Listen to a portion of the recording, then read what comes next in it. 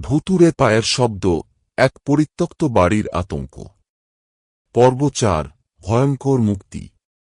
সেই ছায়ামানব হাত বাড়িয়ে আসছে। রিয়া চিৎকার করে চোখ বন্ধ করল। অর্ক দরজায় লাথি মারছে। শুভ আর তন্ময় এক কোণে জমে গেছে। কেউ বাঁচতে পারবে না। গভীর শীতল কণ্ঠস্বর কানে এসে লাগল। হঠাৎ শুভ চিৎকার করে বলল, ও আমাদের ভয় দেখিয়ে আটকে রেখেছে। ভয় পেলে মরব। ভয় দেখালেও ও কিছু করতে পারবে না। অর্ক এক মুহূর্ত ভাবল, তারপর চিৎকার করে ছায়াটার দিকে এগিয়ে গেল।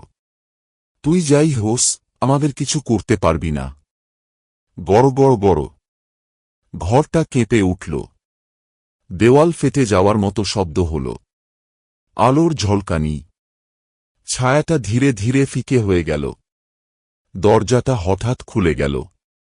চারজন ছিটকে বেরিয়ে দৌড় দিল। রাজবাড়ির গেটের বাইরে এসে পেছনে তাকাতেই সবকিছু অন্ধকার। সেই বিশাল বাড়িটাই নেই, যেন কখনোই ছিল না। চারজন হাঁপাতে হাঁপাতে একে অপরের দিকে তাকাল। রিয়া ফিসফিস করে বলল, আমরা কোথায় ছিলাম?